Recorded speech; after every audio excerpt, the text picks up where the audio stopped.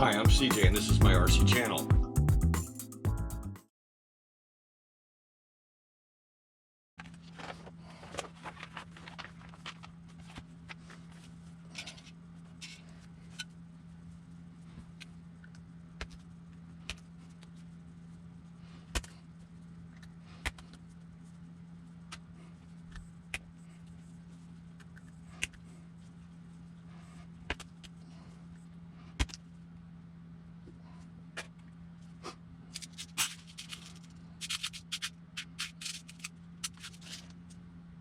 This is a nice little setup here. I'll show you what I mean in just a second. Let me get a grub screw going here.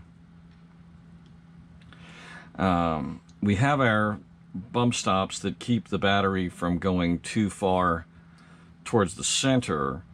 When these are mounted, we need to be able to keep the battery from going forward and backward.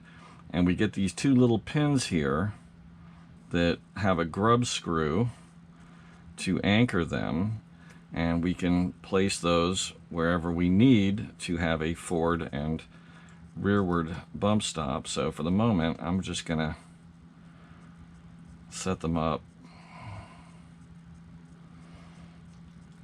so that it's kind of a generic. There we go. And I'll adjust those as need be when I fit the battery here shortly.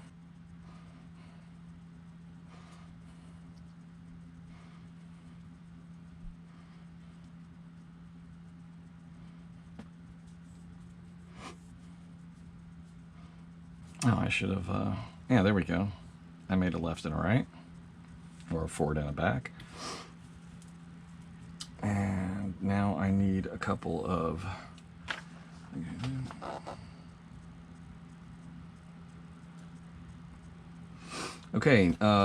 important note, to ensure correct function of the battery holder, do not over tighten the screw. The holder must be able to move. In other words, this piece must be able to move, to rotate, like swing it to one side and lift the battery out. So first, before I put those in place, I'm going to go ahead and anchor these down, and that means I need these two braces. These are going to capture the battery, and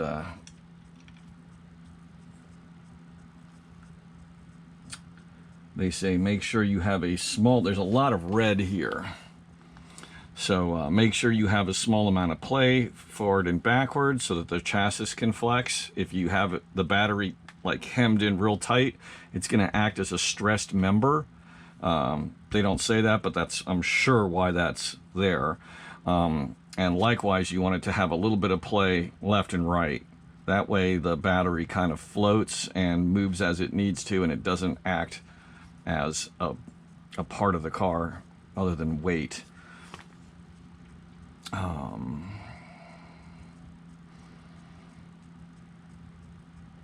And likewise, they say make sure you have a small amount of play vertically as well. One thing to do might be to put a little bit of foam underneath the battery, maybe a little bit of foam underneath these pieces here to allow for that play but keep the battery from rattling about.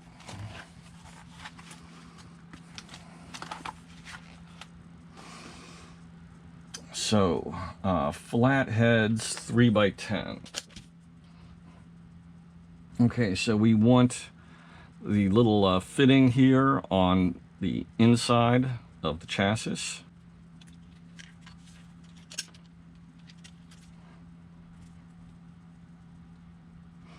I'll just make sure those are going to be long enough. Do I?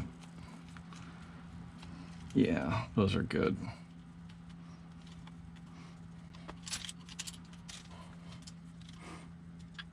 This is one of those parts of the assembly that can be difficult because it's hard to hold everything.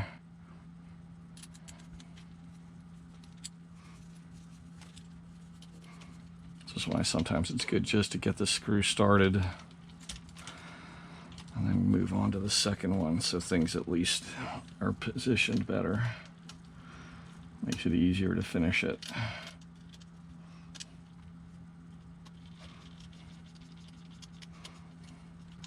However, we don't know how far out we need that, so I'm going to just pull it all the way out and then not tighten these too far, or, you know, just snug them down so things don't move.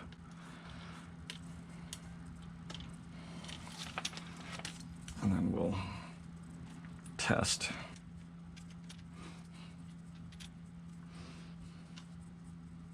There is no option for shorty packs, so you've got to go with standard long battery packs.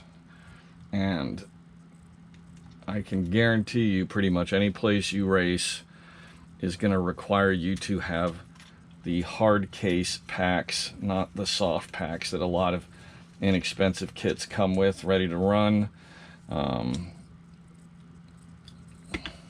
Remember, lipos are dangerous. If you don't believe me, go to the video I have. Just go to my channel and search for lipos and or lipo, and you'll find a video. And someone who lives within 5-10 miles of me burnt down $1.25 million, $1.2 million house and all of the family possessions therein by charging a car while they were not at home, like a dummy. I mean, mistakes happen, but that's a big mistake, and there's easy ways to avoid that kind of just oops. I mean, how do you explain that to the wife and kids? Or worse, how do you explain that to your parents? Oh, God, guys, I'm sorry I burnt down the house. Don't ground me for the rest of my life.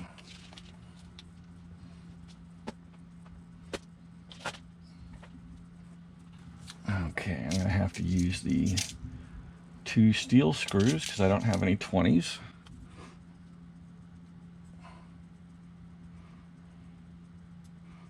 That is odd that this isn't just a nice easy pass-through,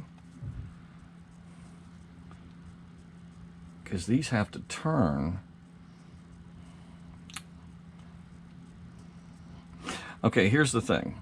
These are gonna screw down, excuse me. Okay. This piece sits on top here and can rotate so that you can flip it to one side and lift the battery out.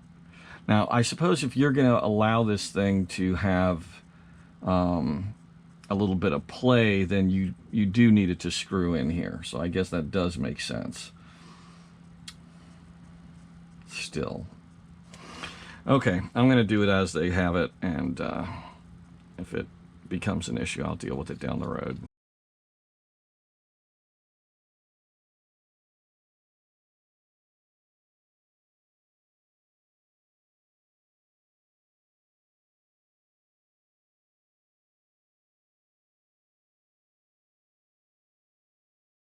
Let me get a battery out before I go any further.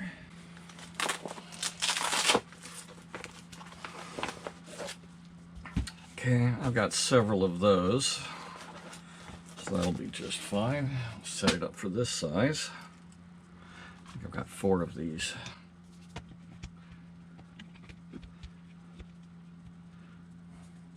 Okay, so I need to move these in a little bit.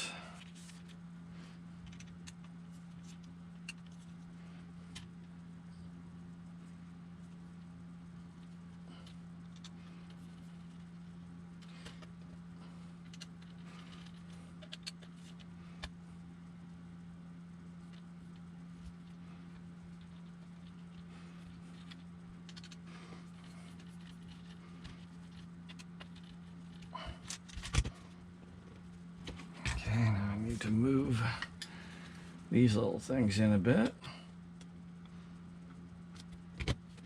That's enough. Got a little much.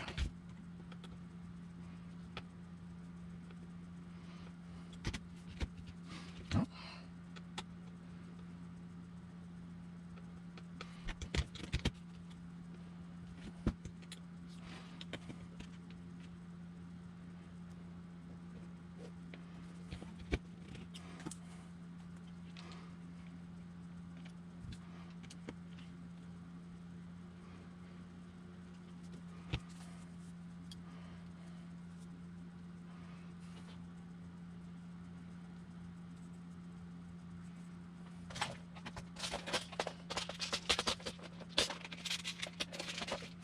Got a thought.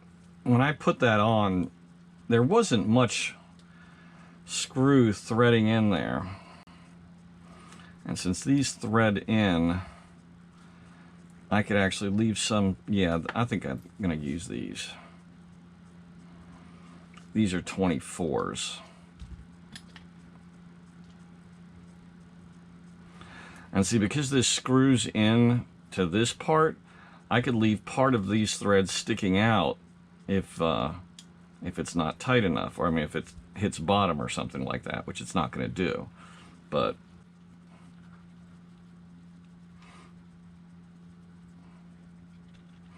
saw something I wanted to look at.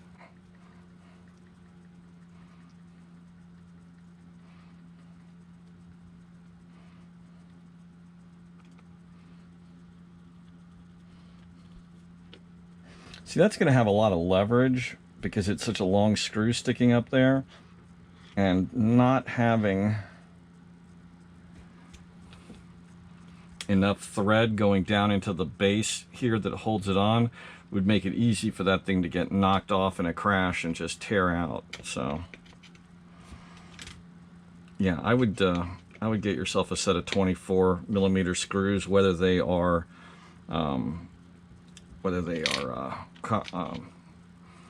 titanium or steel. Either way, doesn't matter. Just go for the extra length, because there was literally only about this much of this screw going into there, at least with the height of this particular battery. And they're not that high, they're not that tall, but it is right on the edge here. It's just underneath here by about 1.5 millimeters, so a taller battery would not work in this car.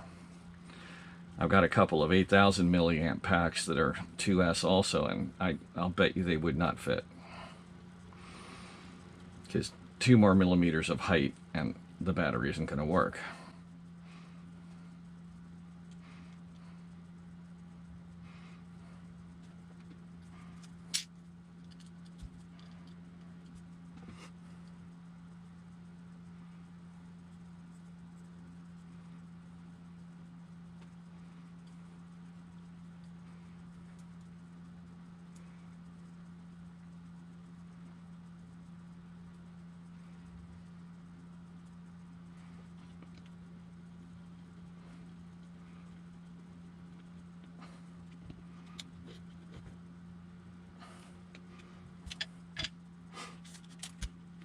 Got a hefty little car going.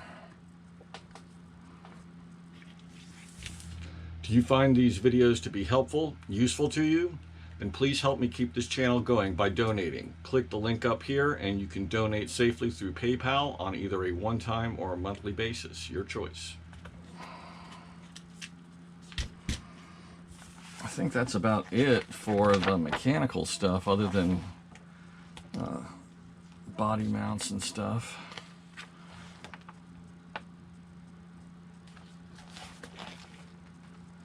Final assembly is front and rear wheels.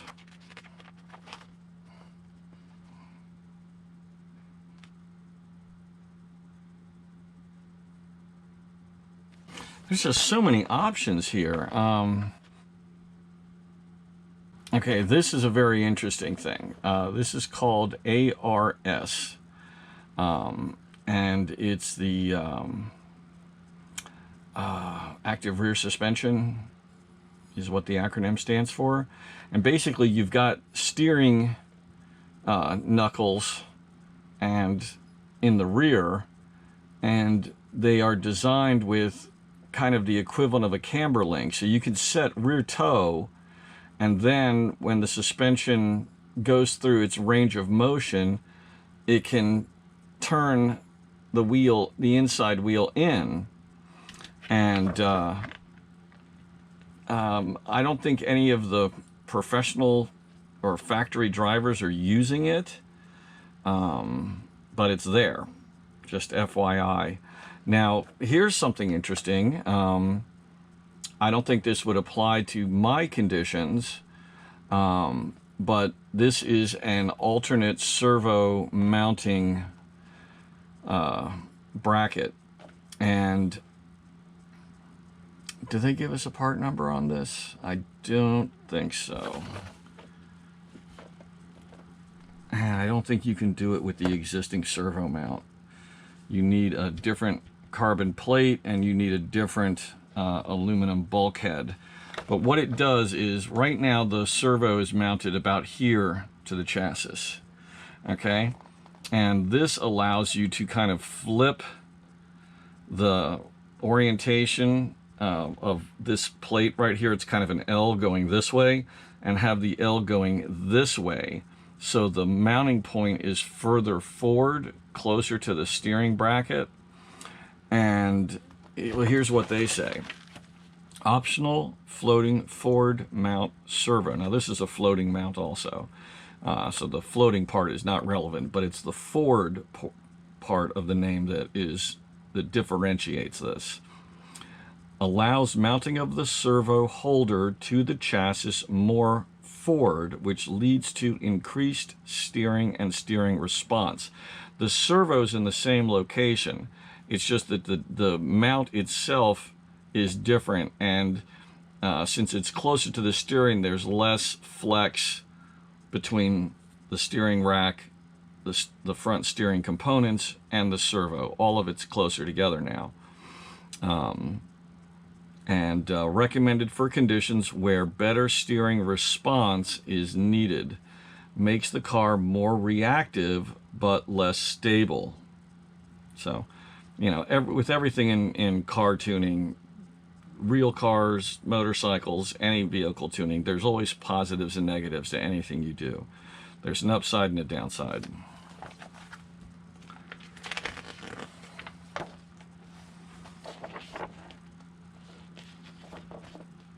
Okay, ULP, ULP graphite shock tower for the front, and a ULP shock tower for the rear. It lowers the shock mounting positions. I do not know how that impacts. Let's see. New feature of the arms is to mount the shock towers lower. So you see how we have the grub screw here, and then there's a lower hole. We could have a different shock tower where these holes are going to be lower, and then the shock would attach here instead of here. Now let's see what they say about that.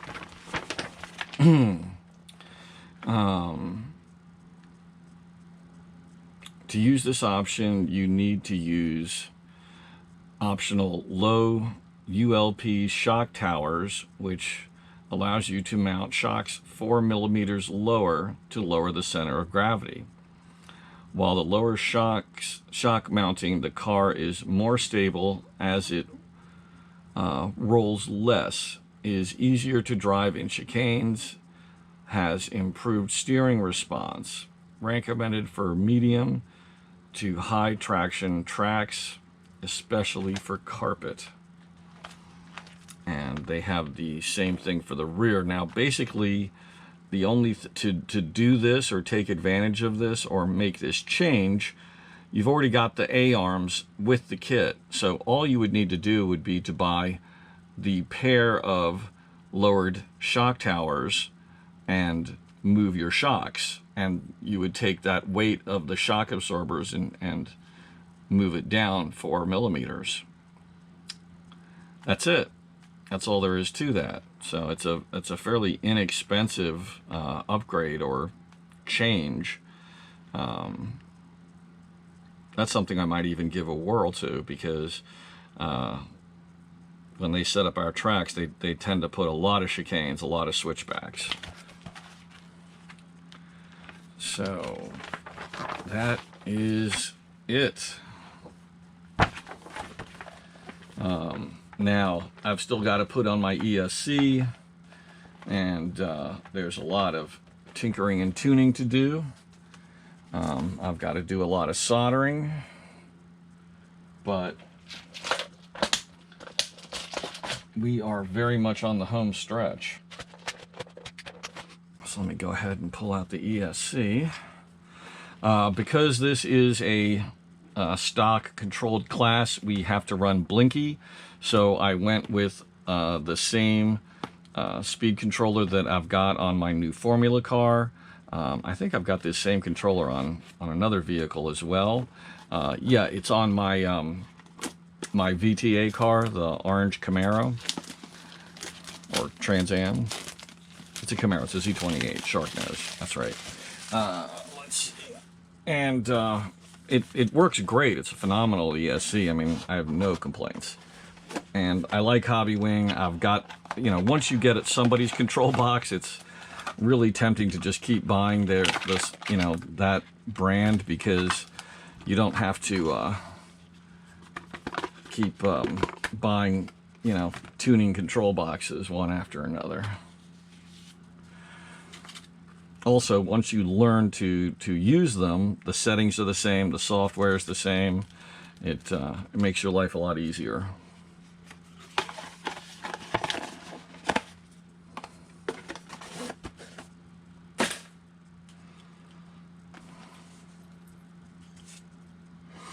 Another nice thing is these come pre-soldered with all the wires. You don't have to worry about doing that. You just trim them to the size you need, and off you go.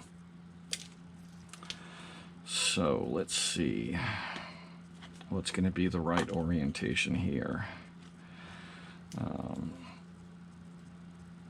I need to get my servo wire over to here, or the control wire to the receiver. On-off switch we'll figure out.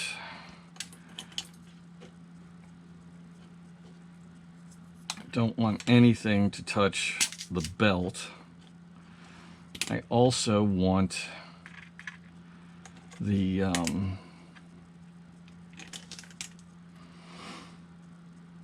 know, the wiring here is really close. So like if I put it like this, it's going to be hard to get the motor leads, you know, bent around and soldered on the motor. And I suppose I could tilt the motor, you know, 20 to 45 degrees, and still that's going to make it even harder. So I think that the and then I got to figure out what to do with those. So this might be a good way to go right here. And these just go over top. That way nothing is sticking off the side here that could possibly touch the belt. I think that's the way I'm going to have to go. The only other option B2. Okay, take these two wires, feed them in between those so that this capacitor block can be pulled off to the side somewhere. Mount it like this. Positive and negative go over to the battery there, and then these three leads can come around like this.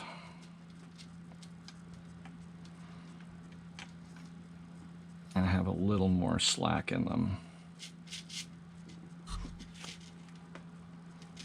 I'm still running a risk of touching down. If I put enough wire there, it'll loop up.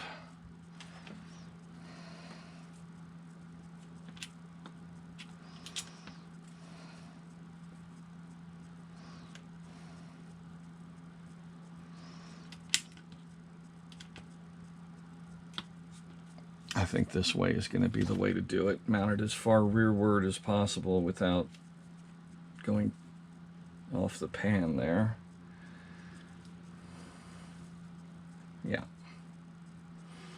Yeah, that's the way to do it.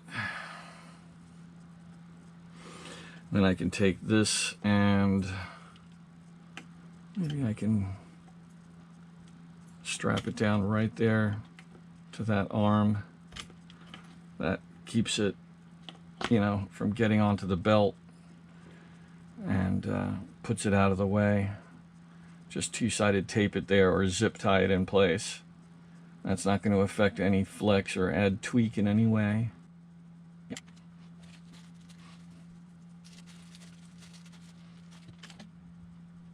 Okay, before I do this, I'm going to go wash my greasy hands before I start handling tape.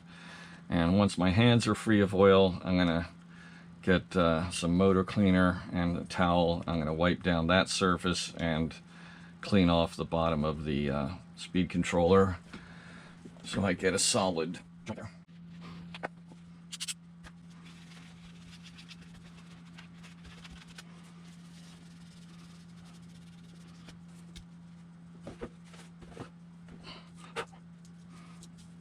Okay, so I want it like that, so I need the tape to be at this side because part of this corner is going to go off the edge there.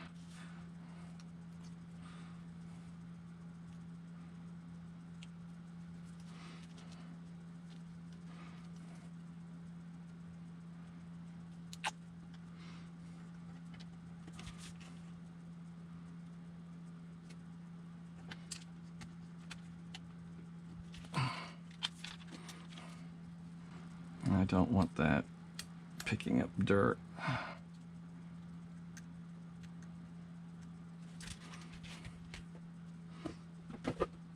Okay.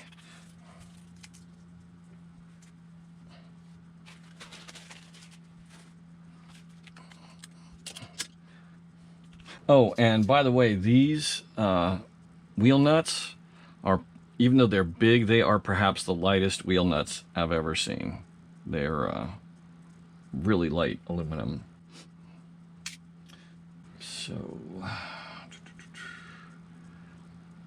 there, receiver. Now I should go ahead and bind this. Start by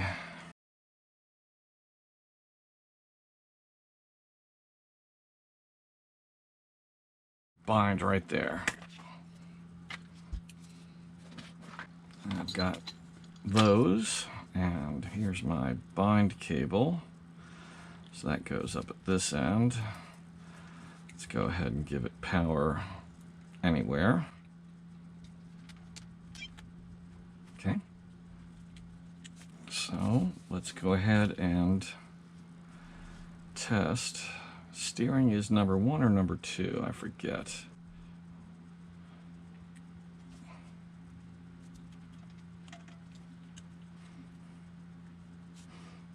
I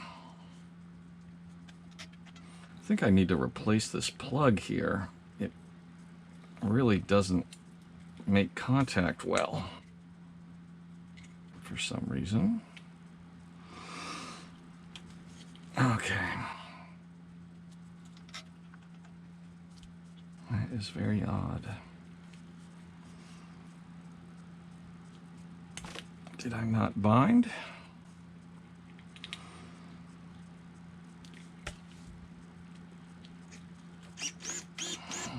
Okay, good. Bound. So I'll throw that in the spares. I've got these little bind cords everywhere at this point. I've got so many different receivers.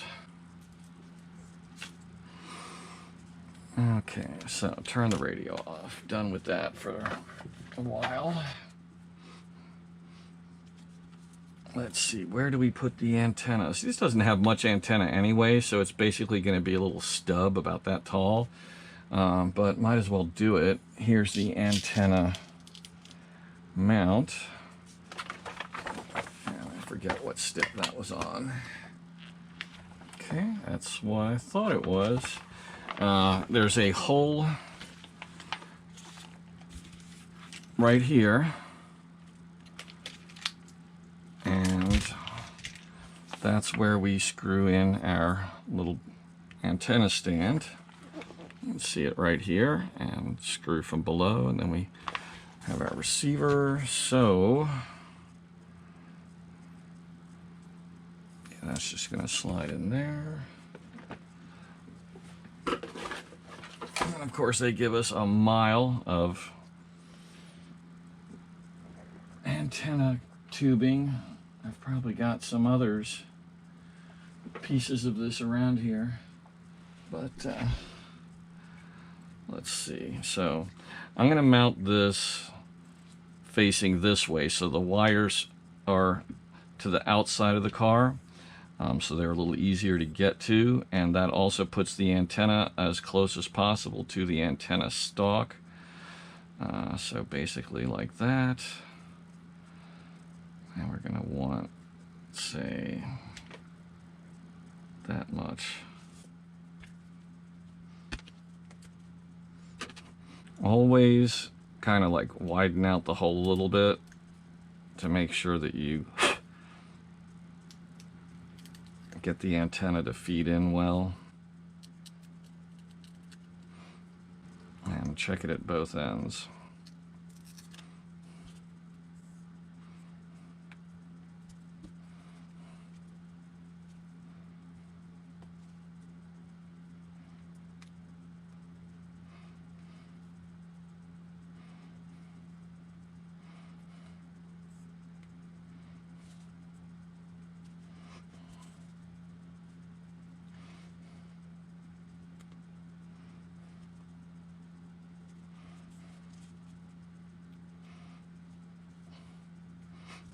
That looks like about the right amount.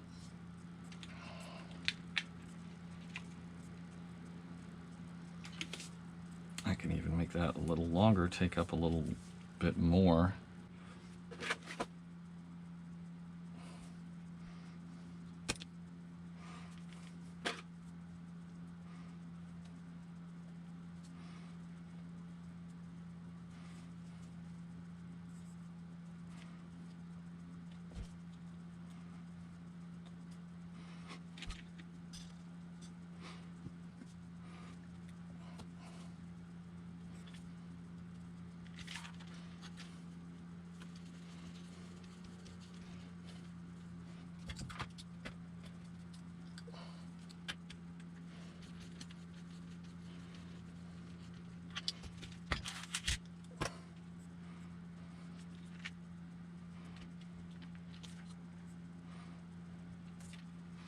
Okay, perfect.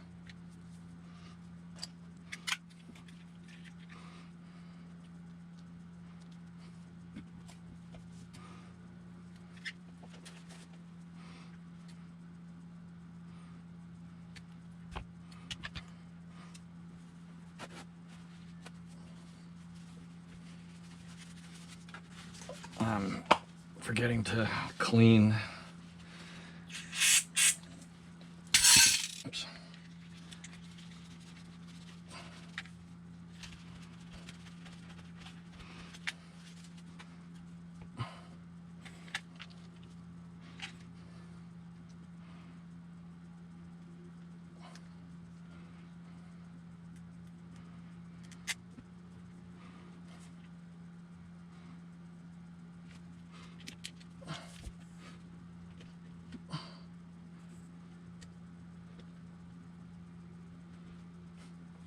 Perfect.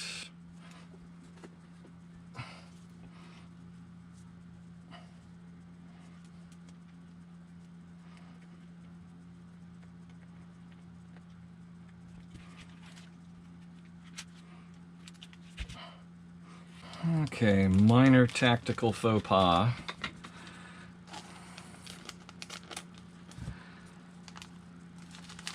I should have run this before I plugged in or attached the ESC, but it's not that big a deal. I just need to get it in there. The plug is on the side there, so I should be able to do this with a pair of needle nose pliers, or maybe even better, a pair of forceps. Just need to figure out up or down. Okay, I see it.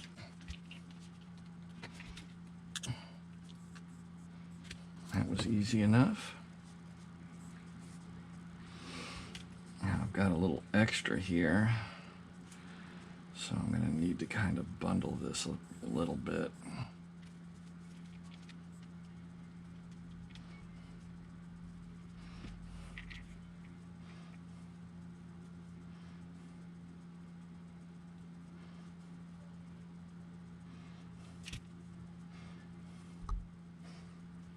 And that will reach perfectly there. So zip tie.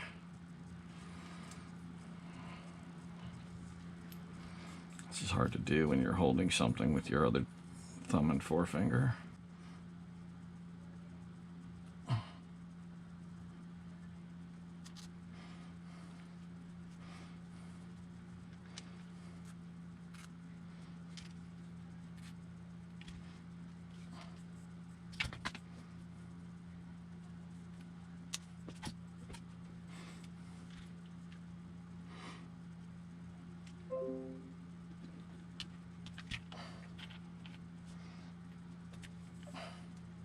Too bad these motors don't have a an auxiliary port like on the side the way a lot of the newer motors do, but these sure come in handy, don't they?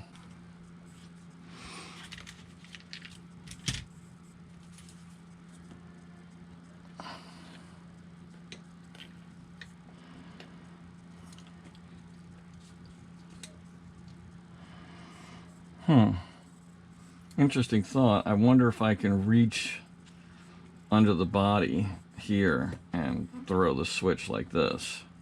It might work. I mean, that would get it out of the way.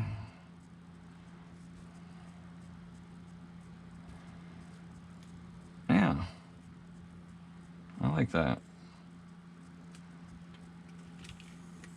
I mean, that should be pretty easy to just reach up under the car and flip that switch on and off. I'm gonna go ahead and stick it on there and give it a try.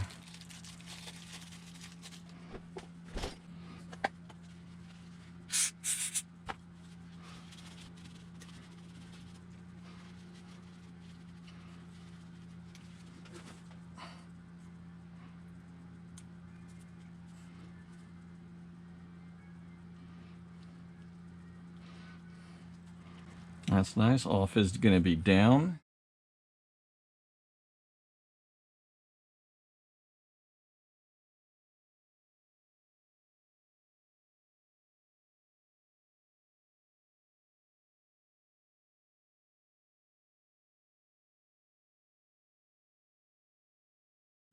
It doesn't get in the way of anything. Doesn't get in the way of the shock absorbers.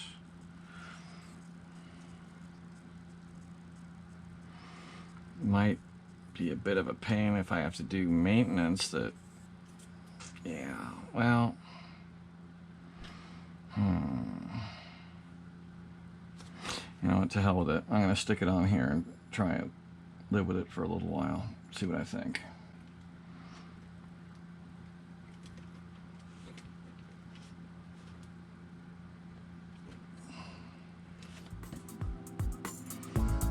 I hope you enjoyed this video. Please click like and please subscribe to my channel. If you click the bell icon, you'll receive notifications every time I launch a new video. Thank you for watching.